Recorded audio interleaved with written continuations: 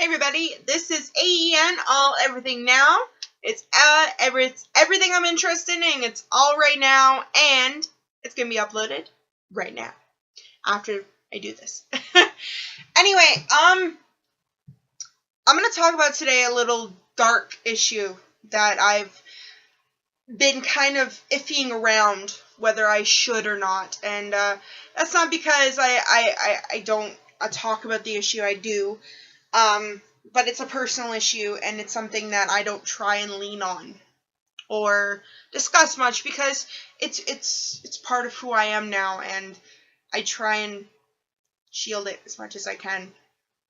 So, in 2010, I was in December 2010. I was just this normal 18-year-old attitude. Got a big mouth, and honestly, I was just so happy. I think I was 19, and Christmas coming up, I was just ecstatic. I have my favorite dogs. All my dogs were there. I love my dogs, and I had recently gotten out of a relationship that didn't really last that long, so it wasn't a big of a deal. He was an asshole. And the day after Christmas, it's a beautiful day. I wake up, my loving brother and my mother and my dad are all there, and they wake up and they notify me that my ex-boyfriend's dog is in the driveway and he must have gotten loose. And I said, okay. So I go out and I ask my brother to come with me, and we walk. The dog's name was Whiskey, back over to the property that my ex was staying at. His chain had completely broken, so we decided we were going to walk him back to the house and get a clamp so we can go back and clamp him. My brother went in the house to get the said clamp, and in that split second, my white and chocolate brown Chihuahua named Cooper Scoobert Noble ran outside, and I can honestly tell you that I have very vivid memory of this moment to the exact day and time I'm doing this video. Came out, they went face to face. I thought, oh, they're going to play. Stupid me, I know. And within seconds, my dog, who I loved, and who still affects me every day, was in this big dog's mouth. And I heard a squeal, and then he started shaking his head. And I was screaming at the top of my lungs. I don't think I've screamed that loud since I broke my leg when I was 10.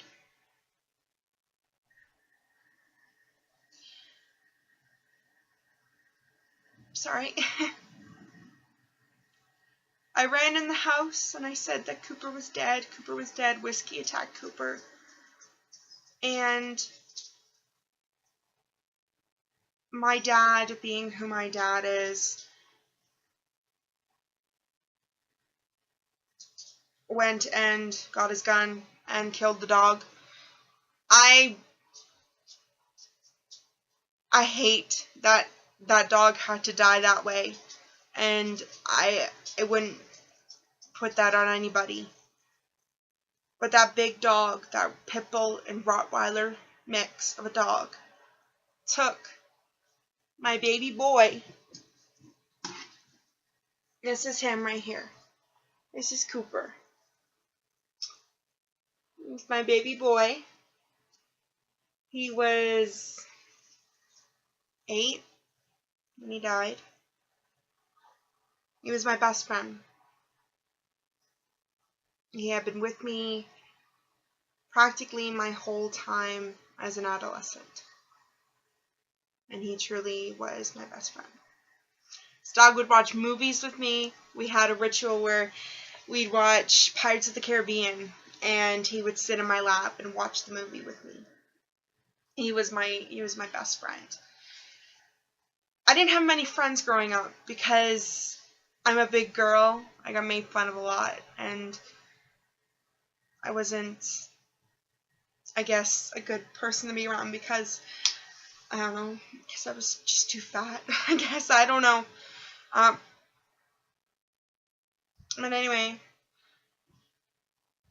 the next part of what happened is really, even now, I find myself having a hard time remembering what happened next. I do remember that I came in the house and I was holding him. He was gone, and he was bleeding on me, and I wouldn't let my mom take him for a couple minutes because I was hoping by holding him he would come back to life, like a Disney movie where, you know, the dog who died comes back and everything's fine and it's okay. He didn't. He didn't come back. He didn't open his eyes. He was gone. And I lost my best friend in what felt like hours, but it was a minute. A minute and my life had changed like that. I was completely hysterical. I couldn't stop crying. I couldn't even move. I remember bits and pieces of what happened, and I honestly, I can't remember anything other than the fact that I sat there like a snail would not move, and just wanting to die. I said to my mom, why couldn't he have attacked me and left Cooper alone? Why I wanted so bad to have him attack me and bite me and sink his teeth into me, and I take that pain, because when you own a dog, you're owning something so innocent and loving and caring and relies on you for everything. And I let that dog down in a way. And to this day I think about that. Then he played the what if game. What if I would have done this? What if I would have done that? And God's honest truth, anybody who has ever suffered a tragedy as such as this, who have witnessed something bad happen right in front of them and they can't do nothing to stop it, don't play the what ifs. Because I did. What if I would have done this? What if I would have done that? What if doesn't change anything? It just makes the pain worse. And it makes trying to grieve even harder, because you're so angry at yourself that you're not letting your body grieve the way it should. And I will say this to anybody who has ever suffered anything in this world.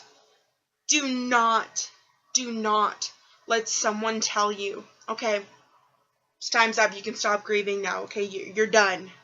You're not. It's been 4 years, and I still miss my dog. I have a memorial up here. It's right there. I tried to take it down a couple months ago, and I couldn't. I broke down in tears.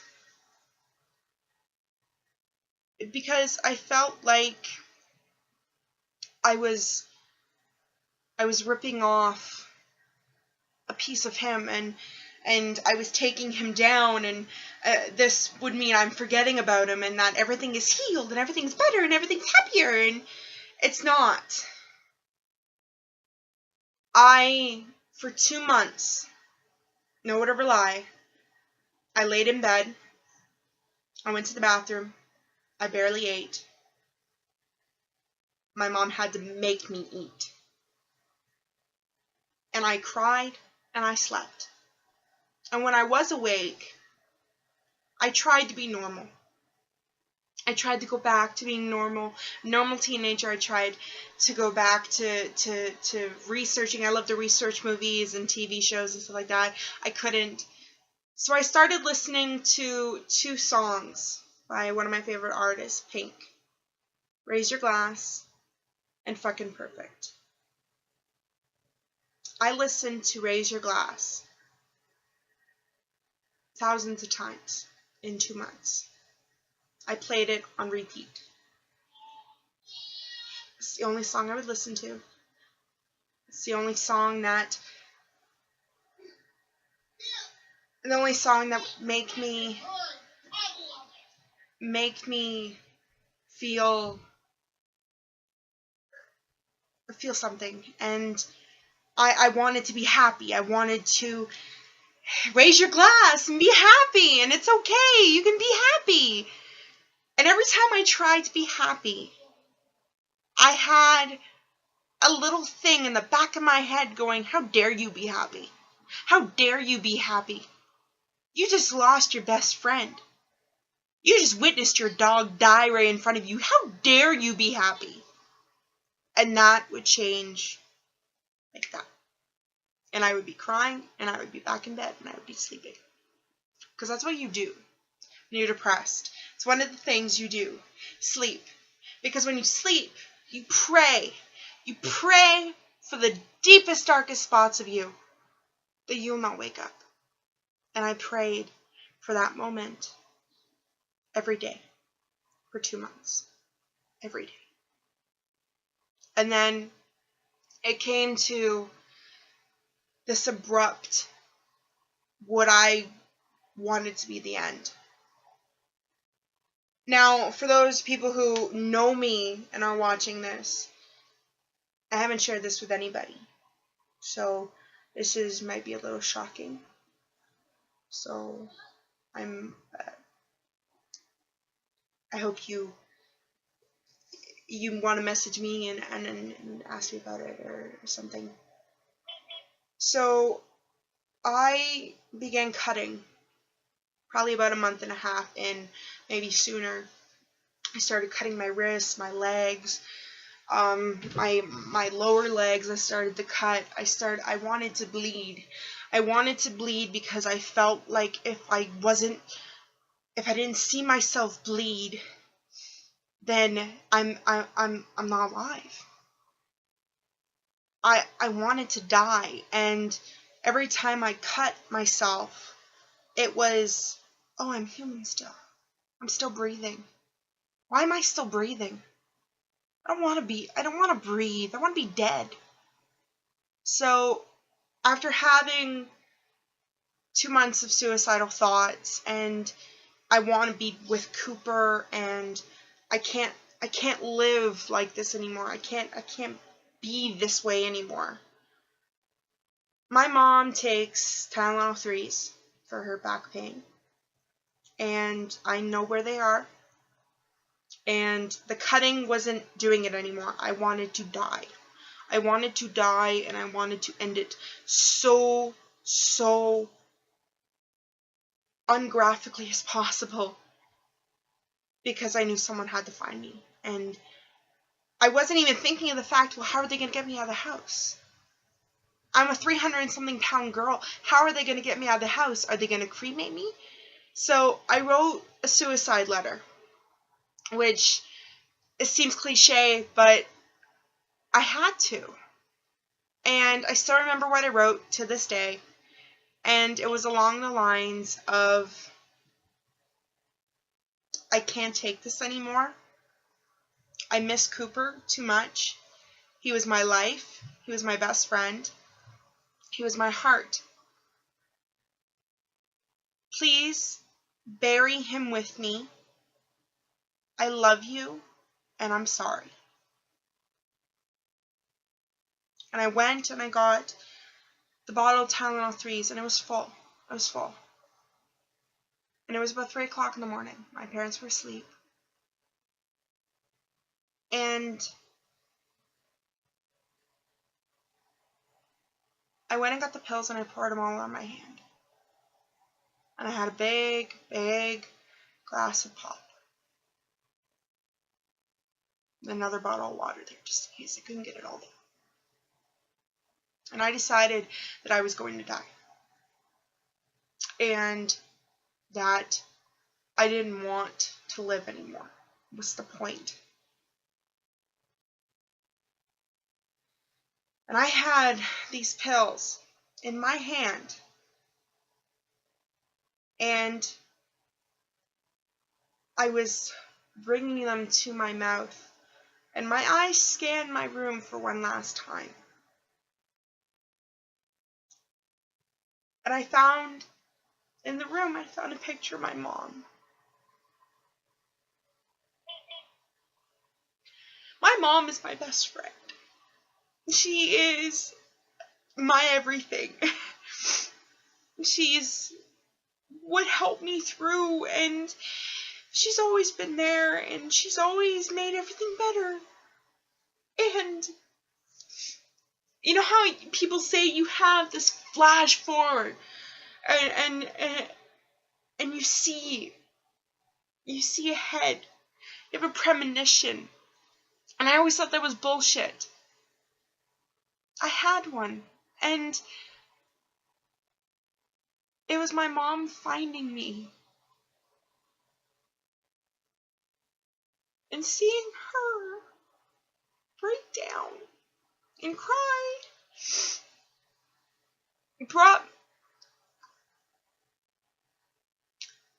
It was one of the hardest things that you could ever do is put somebody through that.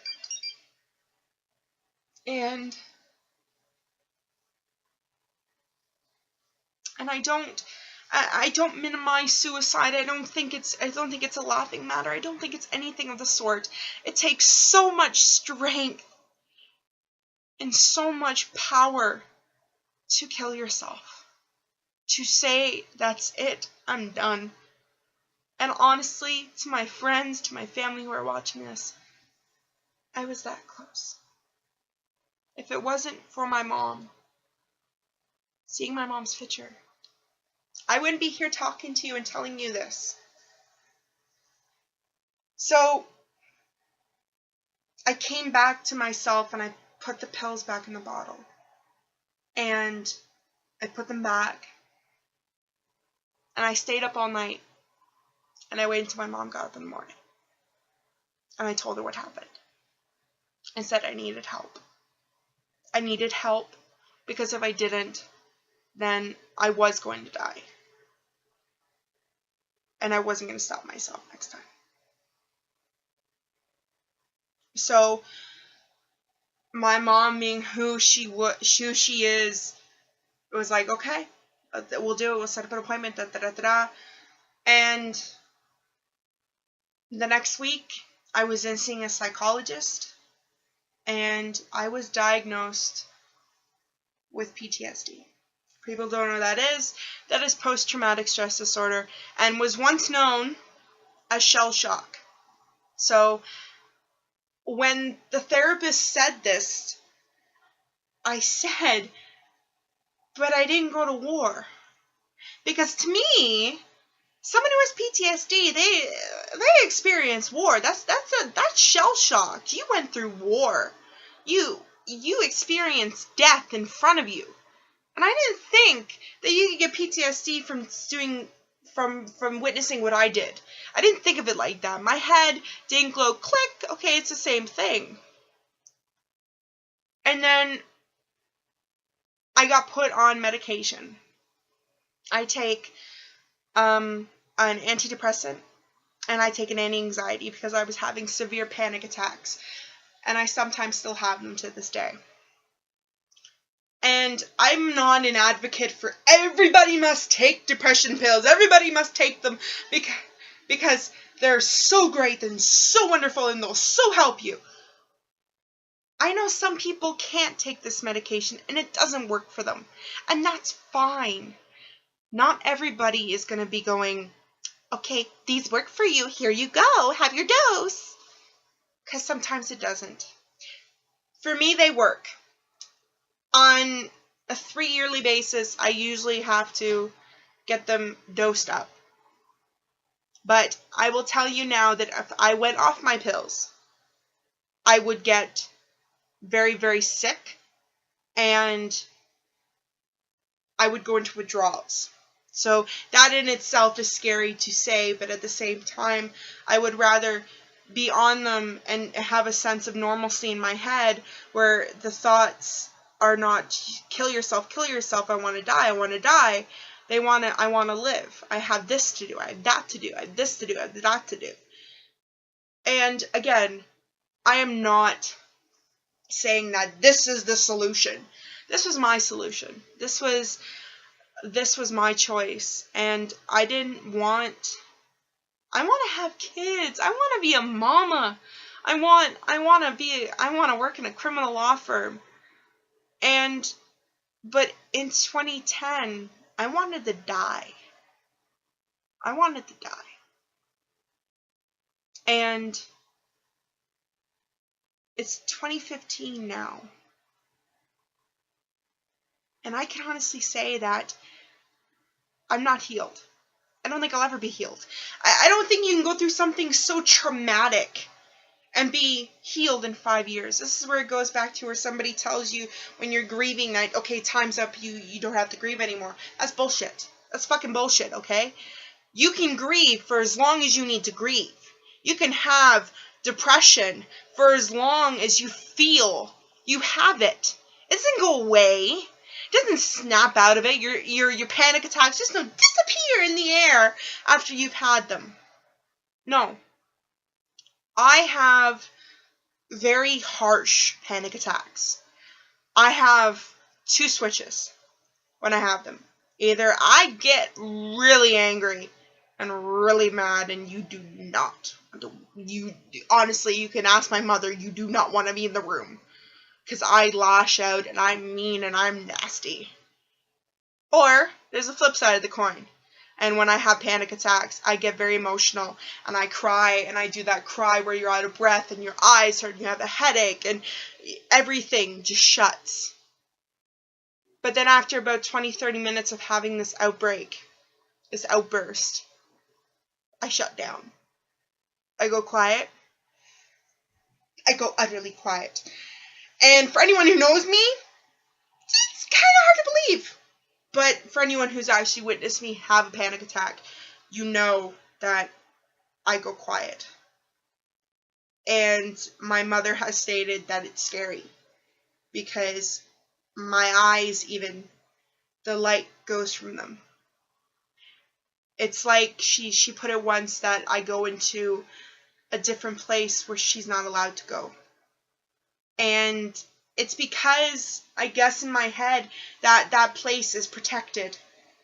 And even from people who know me and whom I trust and I care about and I love dearly, I'm scared to let them into that little bubble. Because I'm scared that if I let them in, I'll lose them. For people who have entered my little bubble, I don't take change lightly. I think change is horrible.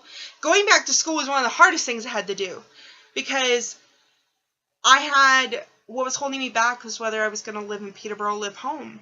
And I didn't want to live in Peterborough because I wasn't ready. I'm not ready.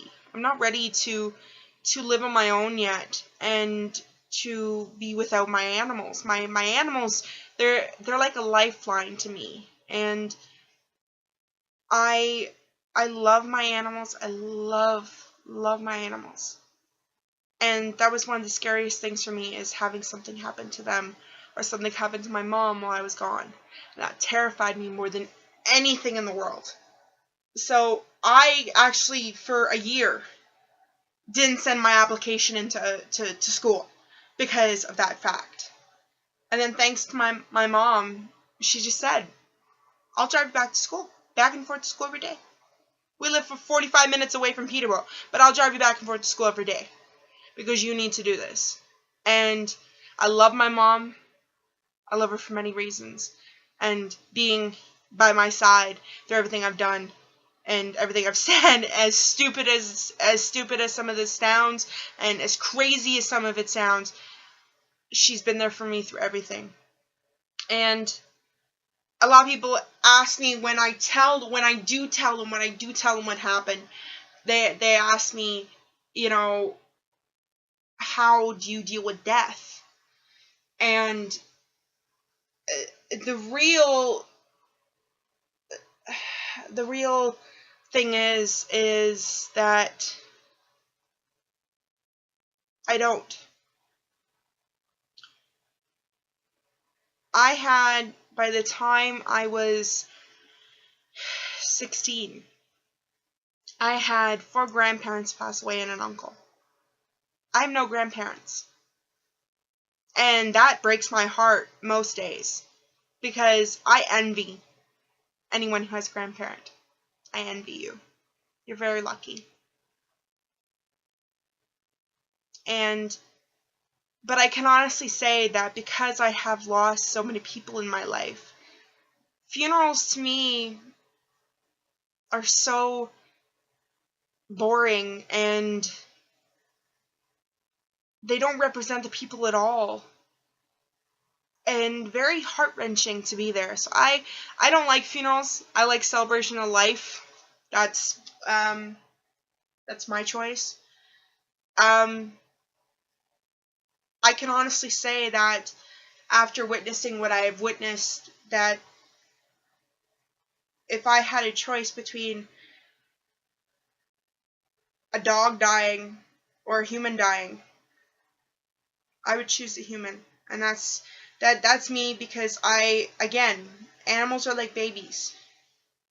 They depend on you for everything. You bathe them, you feed them, you love them, you clean up after them. You tuck them into bed at night. You tell them everything. And they count on you. And I think that's beautiful. And I have some of the most amazing friends in the world who know this about me and know that my PTSD doesn't define me. It changed me. I hate change. I don't want to lose anybody out of my life. I fight so much with my life, with keeping people in it. I don't want to lose anybody. I don't want to have to say goodbye. I grow attachments quickly because I have lost so much. And saying goodbye is, I actually don't. If anyone has ever got a message from me and I say, see you later or something, I never say goodbye. Because there's one quote from Peter Pan that has stuck with me since I was a kid. And, I don't say goodbye because saying goodbye means going away, and going away means forgetting. And I don't want to forget. So I don't say goodbye to anybody. It's a little weird for people who don't get it. But for people who do, they get it. And they go, okay. I'm not 100% healed. I don't think I'll ever be. I think the day I'm 100% healed will be the day that little void that Cooper left in my heart is healed. And I don't know when that'll be. And I might be taking my medication for the rest of my life. I don't know. I hope not. I hope I can one day be completely off my medication and be happy and not have to go, did I take my meds today because I'm feeling kind of down?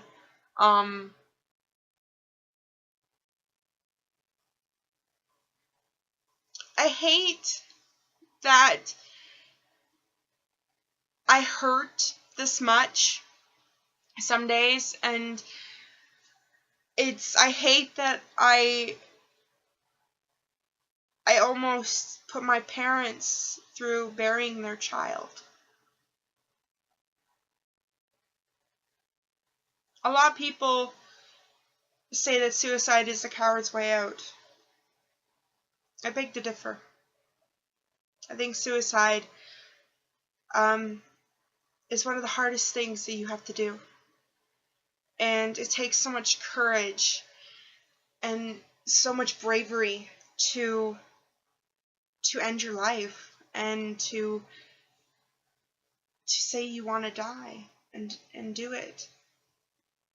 I'm not brave, and I'm okay with that. But please don't, and especially I've heard so many things about Robin Williams who I will do another video about, because I will talk about Robin Williams and what he has meant to me. But he is not a coward. He is not a bad man. He is not anything that has been said about him. Like I said, killing yourself is one of the hardest things that you will ever have to do.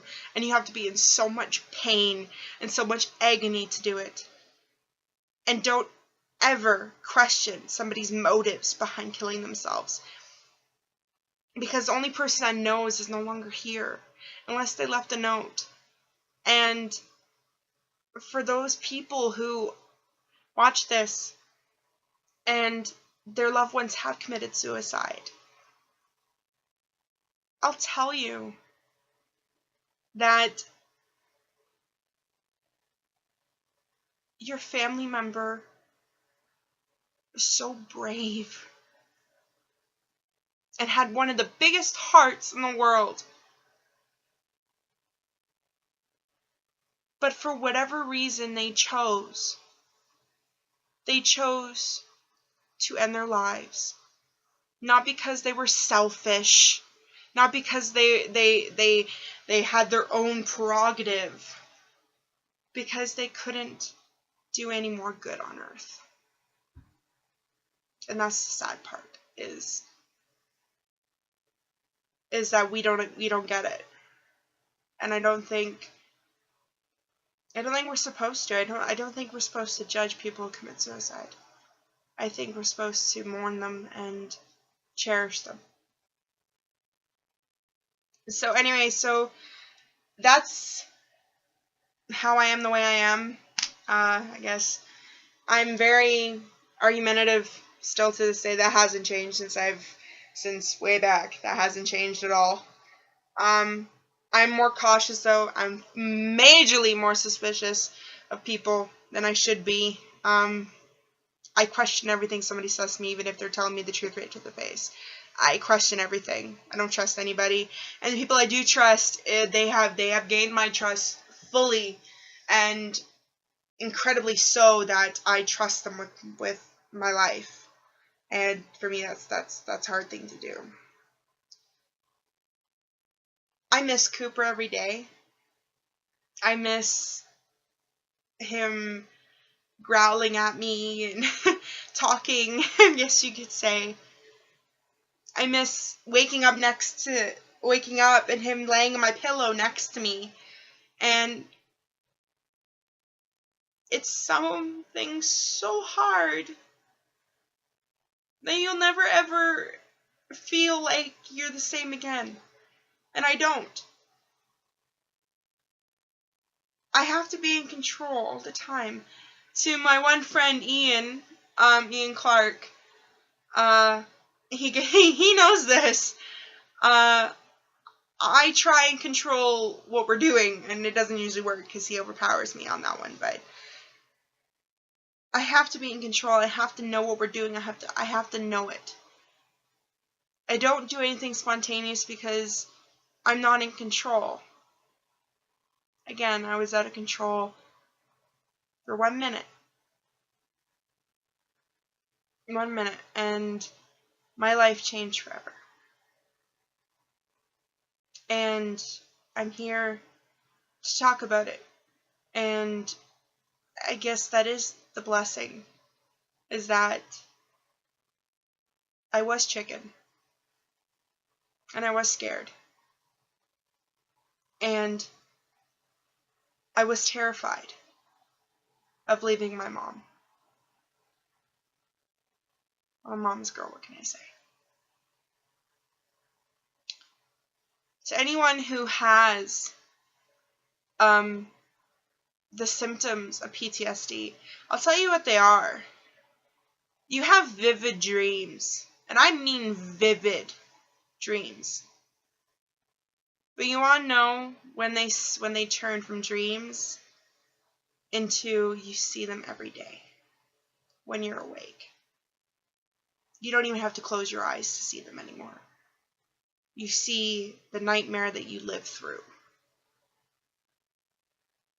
And the biggest one for me, I definitely would say is the depression. There's a whole litany of things that are symptoms of PTSD, and again, it's not something to laugh at. Just because we don't show it, depression is one of the many silent disorders that should be not laughed at. It should be made fun of. It shouldn't be joked at. And coming from me, myself, I'll never be better. I want to be better, I do. But will I wake up one day and everything will be okay? No. I don't know when I'll be able to wake up and not have to take medication. I don't know when that I'll still have some kind of memory of what happened. I don't know. And I think I'm okay with not knowing when I'm going to be better. Because I guess in a way I want to continue trying to fix myself and trying to make myself better for not only me, but for the person that I hope to become and hope to become to my future children, that I can tell them this exact same story and make them proud. And that's my hope. Anyway, I think I've jabbered on long enough. So, subscribe, hit that little red button right there, and you can subscribe to AEN, everything now. And if you want to comment down below, talk about your issues with depression, talk about your issues with anxiety. If you have stories, I want to hear them. I want this to be an open issue. Depression and anxiety should not be hidden no longer. And I think the death of the beloved Robin McLaurin Williams shows that. And thank the world for that man. And thank you for watching. And you guys have a wonderful night. This is AEN, everything now. And I'll see you guys later. Bye.